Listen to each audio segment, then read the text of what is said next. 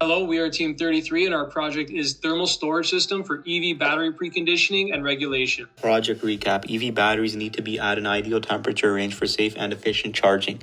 However, preconditioning can reduce range and increase charging time. So our team's solution is to develop a system that stores heat and immediately conditions the battery when needed. This increases range and shortens charging times. Looking back on our journey and starting with the beginnings of our project last semester, our greatest challenge was reducing the scope of the project. Our project went from designing a full-fledged electric vehicle to innovating wireless local data transmission to developing and improving on a battery management system. This process lasted nearly 3 months and could largely be attributed to the varying expectations of our stakeholders. But we wanted to innovate, and by the end of November, we decided to pursue the thermal storage system for EV battery preconditioning and regulation. We hustled through December to develop our initial baseline design.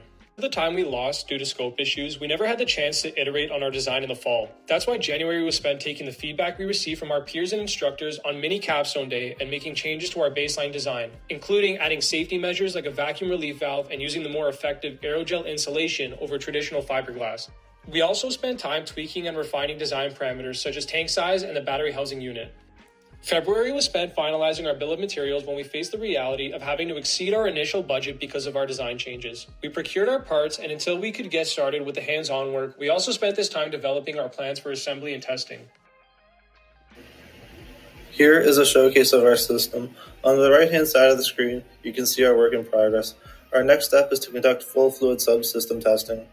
Once operational, we can then integrate the control systems and software subsystems to validate their interoperability. Once that is finished, we will start wrapping insulation, connecting battery packs, and we will start the thermal testing and the full system testing.